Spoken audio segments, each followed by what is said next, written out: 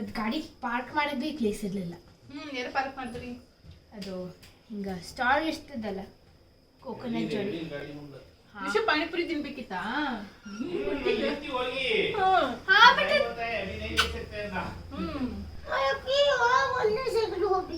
ಜಾಸ್ತಿ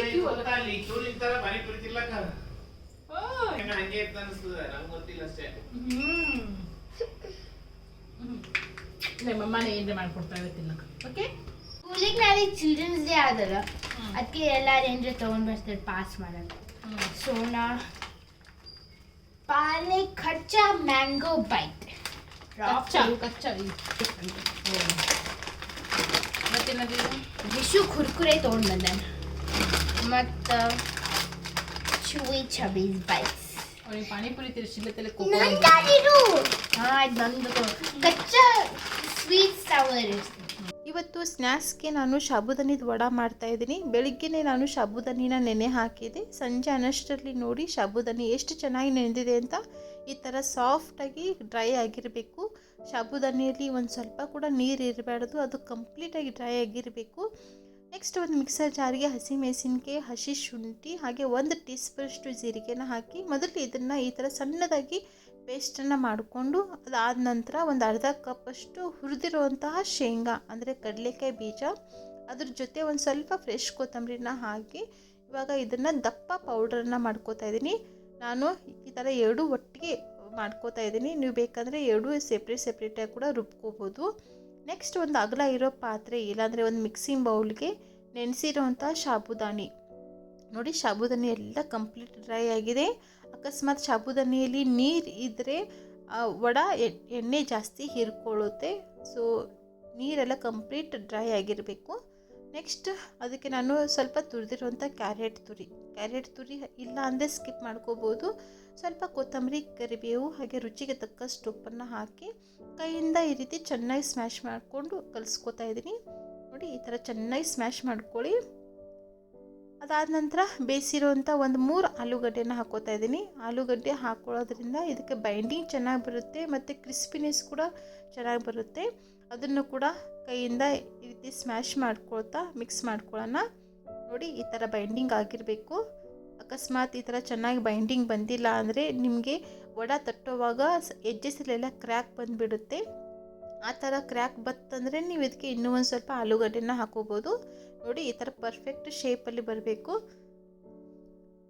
ಆಲೂಗಡ್ಡೆನ ಇಷ್ಟೇ ಹಾಕ್ಕೋಬೇಕು ಅಷ್ಟೇ ಹಾಕ್ಕೋಬೇಕಂತ ಏನಿಲ್ಲ. ಸೊ ನಿಮ್ಮ ಇಷ್ಟದಂತೆ ಎಷ್ಟು ಬೇಕಾದರೂ ಹಾಕ್ಕೋಬೋದು. ಹಾಗೆ ಸೈಡಲ್ಲಿ ನಾನು ಗ್ಯಾಸ್ ಮೇಲೆ ಎಣ್ಣೆ ಕೂಡ ಕಾಯೋದಕ್ಕೆ ಇಟ್ಟಿದ್ದೀನಿ. ಈ ಕಡೆ ವಡ ರೆಡಿ ಮಾಡ್ಕೊಳ್ಳೋ ಅಷ್ಟರಲ್ಲಿ ಆ ಕಡೆ ಎಣ್ಣೆ ಕೂಡ ಕಾಯುತ್ತೆ. ಎಟ್ ಎ ಟೈಮ್ ನಾನು 10 ರಿಂದ 12 ರೆಡಿ ಮಾಡಿ ಇಟ್ಕೊಂಡಿದ್ದೀನಿ. ಸೊ ಇವಾಗ ಎಣ್ಣೆ ಕಾದಿದೆ. ಇವಾಗ ಎಣ್ಣೆಯಲ್ಲಿ ಇದನ್ನು ಫ್ರೈ ಮಾಡ್ಕೊಳ್ಳೋಣ. ಕಡೆಯಲ್ಲಿ ಎಟ್ ಎ ಟೈಮ್ ಎಷ್ಟು ವಡ ಹಾಕ್ಕೊಳ್ಳೋದಕ್ಕಾಗುತ್ತೋ ಅಷ್ಟೆಲ್ಲ ಹಾಕ್ಕೊಳ್ಳಿ. ಸೊ ನಾನು ಇಲ್ಲಿ ನನ್ನ ಕಡೆ ಸ್ವಲ್ಪ ಚಿಕ್ಕದಾಗಿರೋದ್ರಿಂದ ನಾನು 4 ವಡನ ಹಾಕಿದ್ದೀನಿ. ವಡ ಹಾಕಿದ್ಮೇಲೆ ಇಮಿಡಿಯೇಟ್ಲಿ ಅದನ್ನು ಟರ್ನ್ ಮಾಡ್ಕೋಬಾರ್ದು. ಒಂದು 2 ನಿಮಿಷ ಹಾಗೆ ಅದನ್ನು ಬೇಯೋದಕ್ಕೆ ಬಿಡಿ.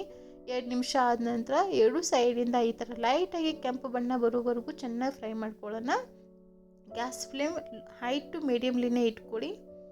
ನೋಡಿ, ಈ ಥರ ಲೈಟಾಗಿ ಕೆಂಪು ಬಣ್ಣ ಬಂದಮೇಲೆ ಇವಾಗ ಒಂದು ಟಿಶ್ಯೂ ಪೇಪರ್ ಮೇಲೆ ತಕ್ಕೊಳ್ಳೋಣ. ಮತ್ತು ಉಳಿದಿರೋಂತಹ ವಡ ಕೂಡ ನಾನು ಸೇಮ್ ಇದೇ ರೀತಿ ಫ್ರೈ ಮಾಡ್ಕೋತೀನಿ. ಉಪವಾಸಕ್ಕೆ ಮಾಡ್ತಾ ಇದ್ದೀರಾ ಅಂದರೆ ಸೇಮ್ ಇದೇ ಥರನೇ ಮಾಡ್ಕೊಳ್ಳಿ. ಅಕಸ್ಮಾತ್ ನೀವು ನಾರ್ಮಲ್ ತಿನ್ನೋದಕ್ಕೆ ಮಾಡ್ತಾ ಇದ್ದೀರಾ ಅಂದರೆ ಇದಕ್ಕೆ ನೀವು ಸ್ವಲ್ಪ ಈರುಳ್ಳಿ ಮತ್ತು ಬೆಳ್ಳುಳ್ಳಿ ಕೂಡ ಹಾಕೋಬೋದು. ಇದು ವಡ ತುಂಬಾ ಚೆನ್ನಾಗಾಗುತ್ತೆ. ಎಷ್ಟು ಕ್ರಿಸ್ಪಿಯಾಗಿ ಎಷ್ಟು ಚೆನ್ನಾಗಿ ಬಂದಿದೆ ನೋಡಿ. ನಾನು ಇಲ್ಲಿ ನಿಮಗೆ ತೋರಿಸ್ತಾ ಇದ್ದೀನಿ. ನೋಡಿ, ಈ ಥರ ಚೆನ್ನಾಗಿ ಫ್ರೈ ಮಾಡಿಕೊಂಡ್ರೆ ನೀವು ತುಂಬಾ ಕ್ರಿಸ್ಪಿಯಾಗಿ ಬರ್ತವೆ. ಸೊ ಈ ಥರ ನೀವು ವಡನ ಟ್ರೈ ಮಾಡಿಲ್ಲ ಅಂದರೆ ಖಂಡಿತವಾಗ್ಲೂ ಒಂದು ಸತಿ ಟ್ರೈ ಮಾಡಿ ನೋಡಿ.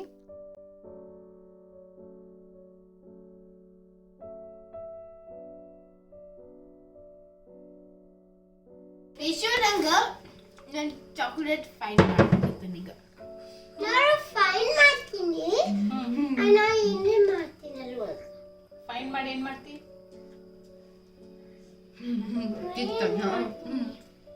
ಈ ಕಿಚನ್ ಕಡಿಮೆ ಬಂದು ಈ ಥರ ವಾಕ್ ಮಾಡೋಣ.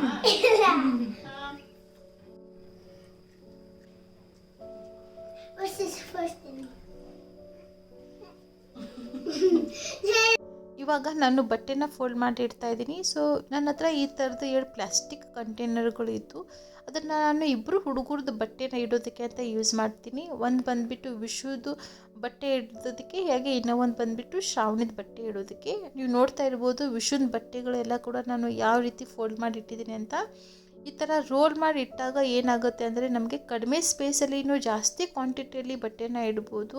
ಹಾಗೆ ಯಾವ್ದು ಬಟ್ಟೆ ಎಲ್ಲಿದೆ ಅದು ಕೂಡ ನಮಗೆ ಈಸಿಯಾಗಿ ಕಾಣಿಸುತ್ತೆ. ನೆಕ್ಸ್ಟ್ ಬಂದುಬಿಟ್ಟು ಇವಾಗ ಶ್ರಾವಣಿದ ಬಟ್ಟೆ ಕೂಡ ನಾನು ಸೇಮ್ ಅದೇ ಥರ ಫೋಲ್ಡ್ ಮಾಡಿ ಇಡ್ತಾಯಿದ್ದೀನಿ. ಅವಳು ರೆಗ್ಯುಲರಾಗಿ ಯೂಸ್ ಮಾಡುವಂತಹ ಟೀ ಶರ್ಟ್ಗಳು ಒಂದು ಲೈನಲ್ಲಿ ಇಟ್ಟಿದ್ದೀನಿ. ಹಾಗೆ ಹೊರಗಡೆ ಹೋಗೋವಾಗ ಯೂಸ್ ಮಾಡುವಂಥ ಟೀ ಶರ್ಟ್ಗಳು ಅದಲೇ ಮುಂದಗಡೆ ಬೇರೆ ಲೈನಲ್ಲಿ ಇಟ್ಟಿದ್ದೀನಿ. ಮತ್ತು ರೆಗ್ಯುಲರಾಗಿ ಯೂಸ್ ಮಾಡುವಂಥ ಲಗಿನ್ಸ್ಗಳು ಎಲ್ಲ ಕೂಡ ನಾನು ಈ ಥರ ಅರೇಂಜ್ ಮಾಡಿರ್ತೀನಿ. ಸೊ ಈ ಥರ ರೋಲ್ ಮಾಡಿ ಇಟ್ಟಾಗ ಏನಾಗುತ್ತೆ ಅಂದರೆ ನಮಗೆ ಕಡಿಮೆ ಸ್ಪೇಸಲ್ಲಿನೂ ಜಾಸ್ತಿ ಕ್ವಾಂಟಿಟಿಯಲ್ಲಿ ಬಟ್ಟೆಗಳನ್ನು ಇಡ್ಬೋದು. ಹಾಗೆ ಯಾವ್ದು ಬಟ್ಟೆ ಯಾವ್ದು ಕಲರ್ ಬಟ್ಟೆ ಎಲ್ಲಿದೆ ಅದು ಈಸಿಯಾಗಿ ಕೂಡ ಕಾಣಿಸುತ್ತೆ. ನಾರ್ಮಲಿ ಮಕ್ಕಳು ಏನು ಮಾಡ್ತಾರೆ, ಒಂದು ಬಟ್ಟೆ ತೊಗೊಳಕ್ಕೆ ಹೋಗ್ತಾರೆ, ಆಮೇಲೆ ಉಳಿದಿರುವಂಥ ಬಟ್ಟೆ ಎಲ್ಲ ಬಿಡಿಸ್ಬಿಡ್ತಾರೆ. ಸೊ ಈ ಥರನ ಫೋಲ್ಡ್ ಮಾಡಿ ಇಟ್ಟಾಗ ನೋಡೋದಕ್ಕೂ ಕೂಡ ಚೆನ್ನಾಗಿರುತ್ತೆ, ಹಾಗೆ ಮೆಸ್ಸಿ ಕೂಡ ಆಗೋದಿಲ್ಲ. ಸೊ ಇದನ್ನು ನೀವು ಕೂಡ ಮನೆಯಲ್ಲಿ ಖಂಡಿತವಾಗ್ಲೂ ಟ್ರೈ ಮಾಡಿ ನೋಡಿ ಎಷ್ಟು ಬಟ್ಟೆಗಳನ್ನು ನಾನು ಜೋಡಿಸಿದ್ದೀನಿ ಅಂತ. ಎಷ್ಟು ನೀಟಾಗಿ ಕ್ಲೀನಾಗಿ ಕಾಣಿಸ್ತಾ ಇದೆ.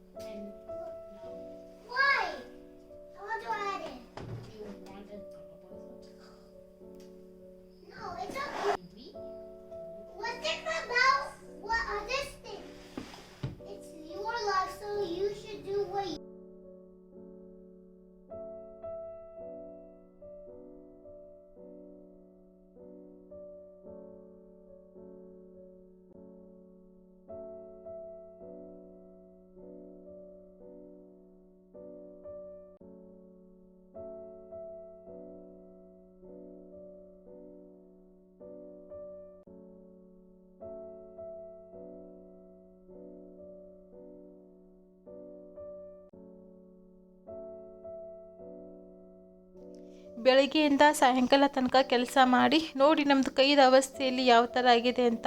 ನಮ್ಮದು ಕೈ ಫುಲ್ ರಫ್ ಆಗಿರುತ್ತೆ, ರ್ಯಾಷಸ್ ಬಂದಿರುತ್ತೆ, ಹಾಗೆ ಉಗುರು ಸಂದಿಯಲ್ಲಿ ನೋಡಿ ಈ ಥರ ಬ್ಲ್ಯಾಕ್ ಥರ ಆಗಿದೆ. ಇಂಥದ್ದು ಕಡೆ ನಾವೆಲ್ಲ ಜಾಸ್ತಿ ಲಕ್ಷ್ಯ ಕೊಡೋದಿಲ್ಲ, ಹೋಲ್ ಬಿಡು ಅಂತ ಬಿಡ್ತೀವಿ. ಆದರೆ ಅದು ಬಿಟ್ಟಷ್ಟು ಪ್ರಾಬ್ಲಮ್ ಇನ್ನೂ ಜಾಸ್ತಿನೇ ಆಗುತ್ತೆ. ಅದಕ್ಕೆ ನಾನು ಡೈಲಿ ಒಂದು ಹ್ಯಾಬಿಟನ್ನು ಇಟ್ಕೊಂಡಿದ್ದೀನಿ. ಸೊ ದಿನ ಕೆಲಸ ಆಯ್ತಲ್ಲ ಆದಮೇಲೆ ನಾನು ಲಿಂಬೆ ಹಣ್ಣಿಂದ ಕೈಯನ್ನು ಒಂದು 2 ನಿಮಿಷದವರೆಗೂ ಇದನ್ನು ಈ ರೀತಿ ಚೆನ್ನಾಗಿ ರಬ್ ಮಾಡ್ಕೋತೀನಿ. ಈ ಥರ ರಬ್ ಮಾಡ್ಕೊಳ್ಳೋದ್ರಿಂದ ನಮ್ಮದು ಸ್ಕಿನ್ನಲ್ಲಿ ಇರುವಂತಹ ಬ್ಲ್ಯಾಕ್ ಕಲಿಗಳು ಏನಿದೆ ಅದು ಹೋಗುತ್ತೆ, ಸ್ಕಿನ್ ಸಾಫ್ಟ್ ಮಾಡುತ್ತೆ. ಆಮೇಲೆ ನಾವು ವೆಜಿಟೇಬಲ್ಸ್ ಎಲ್ಲ ಕಟ್ ಮಾಡ್ತೀವಲ್ಲ ಡೈಲಿ, ನಾವು ನಾರ್ಮಲ್ ನೀರಿಂದ ಅದನ್ನು ತೊಳ್ಕೊಂಡ್ರೂ ಕೂಡ ಅದ್ರದ್ದು ಬ್ಯಾಡ್ ಸ್ಮೆಲ್ ಹಾಗೆ ನಮ್ಮ ಕೈಯಲ್ಲೇ ಉಳಿದಿರುತ್ತೆ. ಸೊ ಈ ಥರ ಲಿಂಬೆ ಹಣ್ಣಿಂದ ರಬ್ ಮಾಡ್ಕೊಳ್ಳೋದ್ರಿಂದ ಅದು ಸ್ಮೆಲ್ ಕೂಡ ಹೋಗುತ್ತೆ.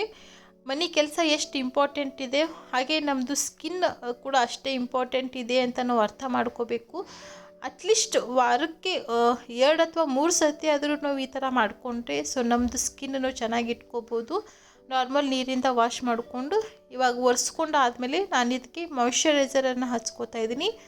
ಮಾಯ್ಶ್ಚರೈಸರ್ ಬದಲಾಗಿ ನೀವು ಇದಕ್ಕೆ ಕೊಕೊನಟ್ ಆಯಿಲ್ ಕೂಡ ಹಚ್ಕೋಬೋದು. ನಿಮಗೆ ಮುಂಚೆದು ಸ್ಕಿನ್ನು ಇವಾಗಿನ ಸ್ಕಿನ್ ಡಿಫ್ರೆನ್ಸ್ ಗೊತ್ತಾಗ್ತಾ ಇರ್ಬೋದಲ್ಲ, ನೋಡಿ ಎಷ್ಟು ಕ್ಲೀನ್ ಆಗಿದೆ ಅಂತ. ಸೊ ಈ ಥರದ ಹ್ಯಾಬಿಟನ್ನು ನಾವು ಇಟ್ಕೊಳ್ಳೇಬೇಕು. ಸೊ ನಮ್ಮದು ಸ್ಕಿನ್ನು ಕೂಡ ನಮ್ಮ ಮನೆ ಕೆಲಸದಷ್ಟೇ ಇಂಪಾರ್ಟೆಂಟ್ ಇದೆ ಅಂತ ಹೇಳಿಬಿಟ್ಟು ನಾವೆಲ್ಲರೂ ಕೂಡ ಅರ್ಥ ಮಾಡಿಕೊಂಡು ಇದನ್ನು ಮಾಡ್ಕೊಳ್ಳಿ. ಸೊ ಇಮಿಡಿಯೇಟ್ಲಿ ನಿಮಗೆ ಡಿಫ್ರೆನ್ಸ್ ಗೊತ್ತಾಗ್ಬಿಡುತ್ತೆ.